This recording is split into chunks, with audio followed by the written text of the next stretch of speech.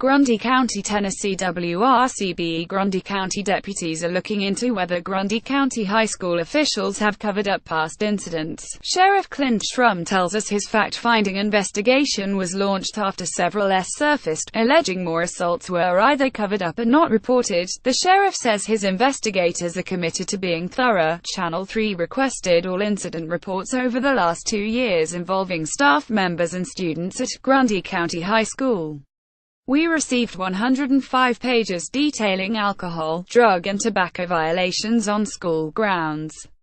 Read more. Report: Grundy football players involved in previous incident, at least 3 occasions of a weapon being found on a student at school, and reports of students fighting, making threats or assaulting others. One report documents a case of alleged UAL exploitation in 2015. The allegation involved 4 football players and 1 female student who admitted to being exposed inappropriately in the football field's house. Sheriff Shrum tells us the DA reviewed all of the evidence in that case and no charges were ever filed. It came in as a forcible fondling incident, and then the investigation showed that it was something other than forcible fondling. That was not what happened in that case, said Sheriff Shrum. The sheriff admits 2 of the football players in the 2015 case are now charged, along with 3 other football players, in the attempted aggravated rape of another student.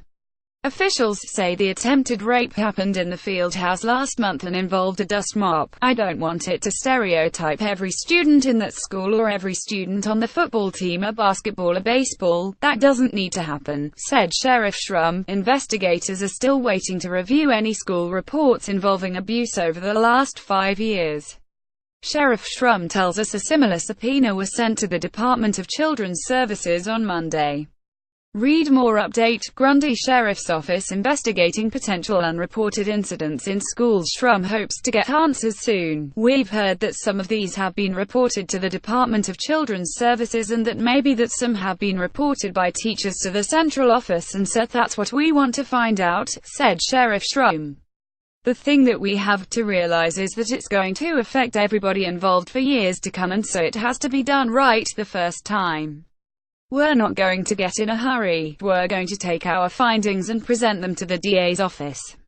We're going to work with the school system, and we want them to work with us, and so far so good. But it has to be done right the first time because of the residual effects it could have on the lives of others. Channel 3 made a request for the personnel files of all coaching staff, including the head coach, who's now suspended, and we're still waiting to hear back from the school system on those reports. Stay with Channel 3 News on air and for any new developments.